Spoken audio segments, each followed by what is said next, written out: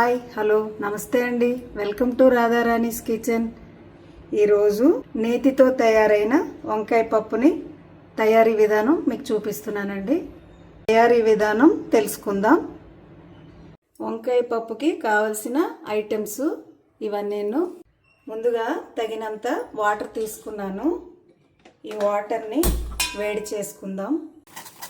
Water మరుగుతున్నాయండి. ముందుగా పెసరపప్పుని వేసుకుంటున్నాను. వంకాయ పప్పుకి ఎప్పుడన్నా పెసరపప్పు అయితే బాగుంటుంది.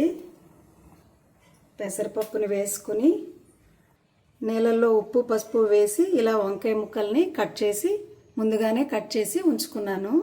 ముక్కలు కూడా బ్లాక్ కలర్ అవ్వకుండా ఉంటుంది. వంకాయ ముక్కలను కూడా ముందుగా పెసరపప్పు వేసుకున్నాం కదా, వీటిని కూడా వేసుకుంటున్నాను. వంకాయ పప్పు చాలా బాగుంటుందండి. నేతితోనే తాలింపు పెట్టుకుంటే పప్పు చాలా బాగుంటుందండి.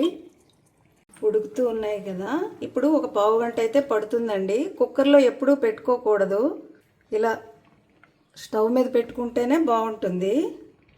ఇలా క్లోజ్ చేసుకొని ఇప్పుడు ఈ ఎండు మామిడికాయ ముక్కలు తీసుకున్నాను కదా, ఇవి లేనప్పుడు చింతపండు అన్నా వేసుకోవచ్చు. ఇవి నీళ్ళల్లో నానబెట్టుకుంటున్నాను.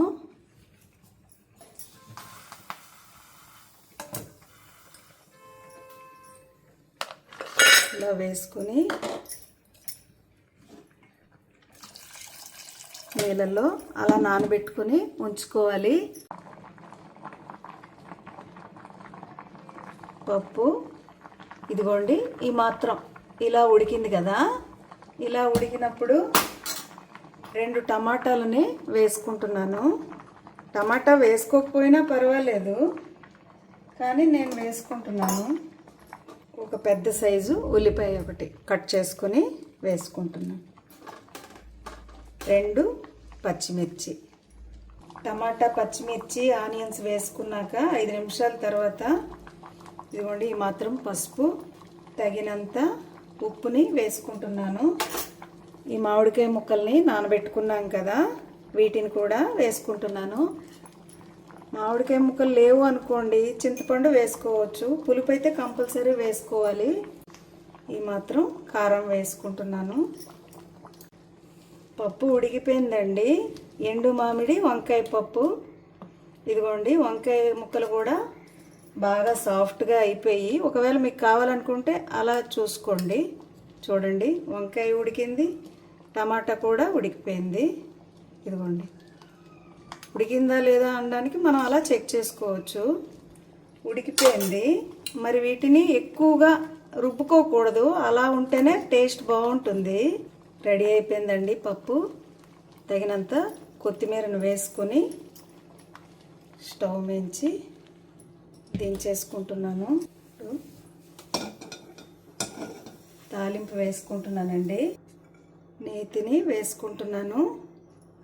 వంకాయ పప్పు ఎప్పుడన్నా నేతితోనే బాగుంటుంది టేస్ట్. ఆవాలను వేసుకుంటున్నాను. ఆవాలు ఫ్రై అవుతున్నాయి కదా.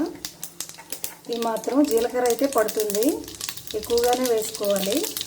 వెల్లుల్లి, ఎండుమిర్చి వేసుకొని బాగా ఫ్రై చేసుకోవాలి సిమ్లో పెట్టుకుంటూ. తాలింపు వేగిపోయిందండి. కర్రీ లీవ్స్ వేసుకొని ఈ మాత్రం ఇంగు వేసుకుంటున్నాను. ఇంగు మాత్రం ఫ్లేవర్ బాగుంటుందండి. ఫ్రై అయిపోయిందండి. స్టవ్ ఆఫ్ చేసుకుంటున్నాను. తయారైన తాలింపుని పప్పులో వేసుకుంటున్నాను. వేసుకుని బాగా కలుపుకోవాలి. చూడండి ఎంత బాగా వచ్చిందో వంకాయ పప్పు. ఇలా మీరు కూడా ట్రై చేయండి, టేస్ట్ చాలా బాగుంటుంది. మా చిన్నప్పుడు ఎక్కువగా ఇదే చేసుకొని తినేవాళ్ళం. నాకైతే చాలా ఇష్టం ఈ పప్పు. తయారైపోయిందండి వేడి వేడిగా నేతితో తయారైన వంకాయ పప్పు. మీకు గనక ఈ వీడియో నచ్చినట్లయితే షేర్ చేయండి, సబ్స్క్రైబ్ చేయండి, లైక్ చేయండి. Thanks for watching.